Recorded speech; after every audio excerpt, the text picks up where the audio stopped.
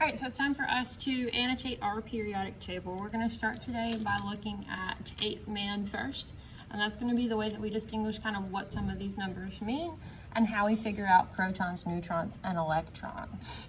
So the first thing that I'm writing, like I said, is 8-man. So that's our atomic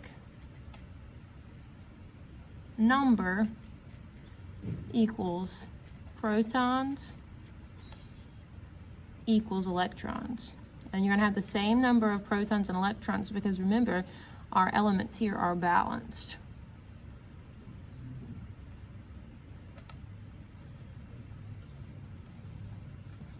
So we have A-P-E, spelling out 8.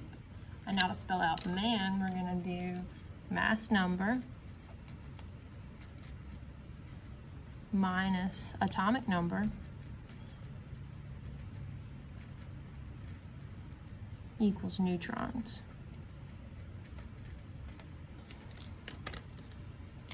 So M-A-N. Now you might be kind of questioning, well, what do those numbers mean, or what do those things mean? So when we look here, our atomic number is going to be the small number. So this is our atomic number, which is the number of protons. And then our larger number is the number of protons plus neutrons. So it's always going to be the bigger number. So that's either going to be called our mass number or our atomic mass. We can use either term. You'll probably see both on the EOG. And our atomic mass is just our protons plus our neutrons, like I said. And then if you're wondering, well, what was the difference between protons, neutrons, and electrons? Let's also write that down in the same little area down here. So we have protons. I'm going to change my colors. Protons are the positively charged ones, and they're located on the inside. Then we have our neutrons. I'm going to use a 0 value to represent our neutrons because they have a neutral charge, and they are located also on the inside of the atom. And then we have our electrons. And our electrons are negatively charged, and they're located on the outside of the atom in that electron cloud. We can also then figure out the number of electrons in a given element based on its location in the periodic table. And the way that we're going to do that is look at its group number, or its number right up here at the top. So up here, this value number 1 means that there's only going to be 1 electron in each of these elements' outer shell, so that valence shell. So we have 1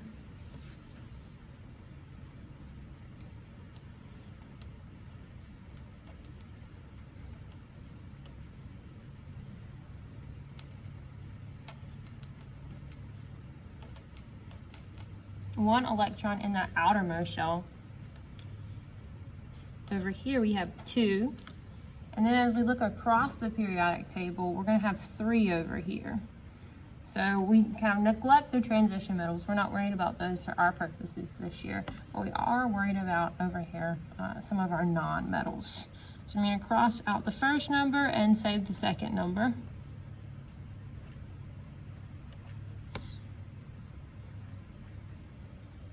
And again, this is our number of valence electrons.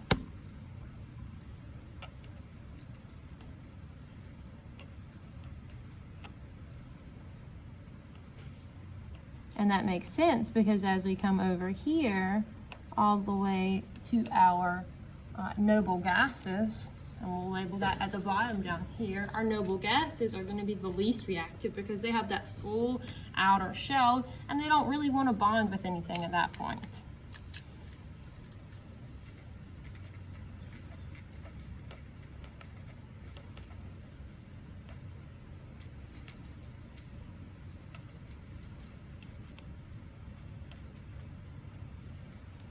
So our noble gases have that full outer shell, and they are the least reactive.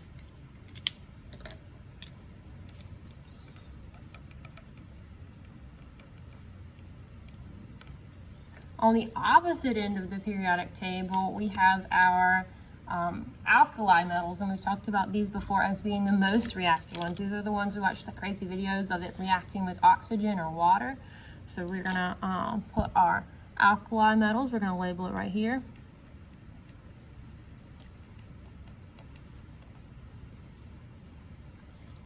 And they are our most reactive.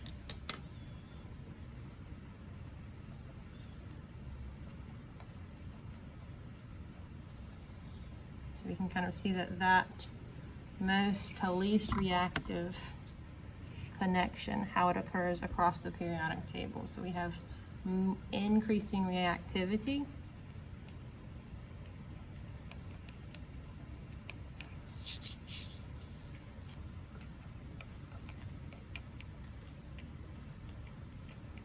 as we move this way.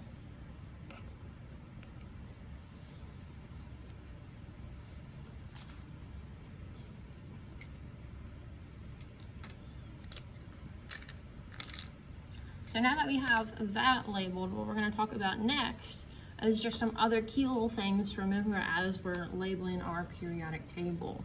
So let's talk about what we have where. And for this, I'm going to write actually kind of sort of in the margins a little bit.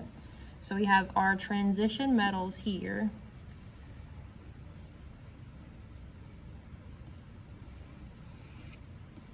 And this would be a great time to kind of use some colors. So these are going to be our transition metals in this center box area. And then we have some metals.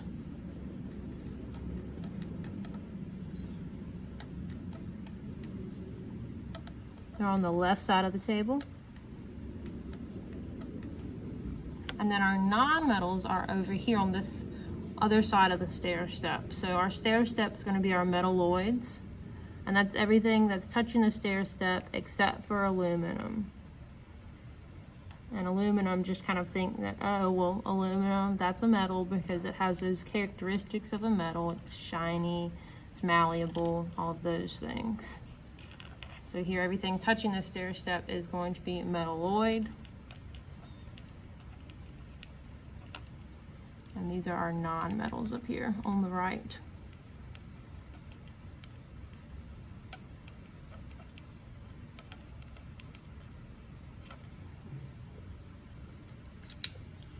Some other things that can help us remember key components of our studies of the periodic table. We had to figure out the difference between atoms and elements. So one way that we can do that is write out a really important molecule that you'll come across a lot, and that is glucose. Glucose is C6H12O6, and we're going to remember that because we're going to know that formula for photosynthesis, right guys? Or at least I hope so. That's what we're striving for.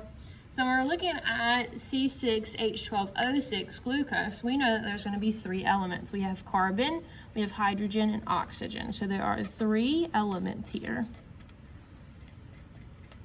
I guarantee you'll see a question like this.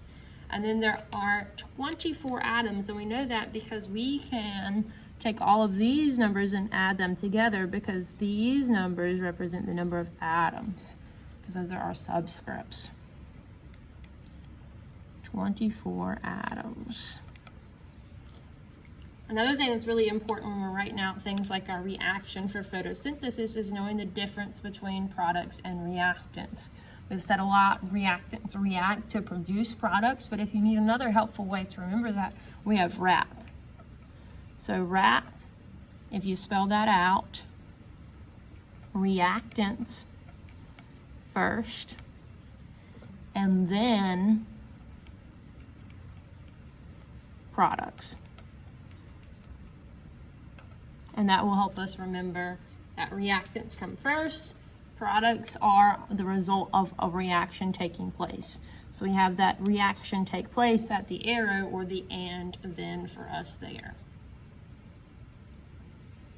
So here is a very helpful brain dump you can certainly add to this, but this is a good starting point for us as we look to kind of use our periodic table very wisely on the EOG. So just a final shot here for you. Let me try and get everything in view. Well, most of everything. And there you go.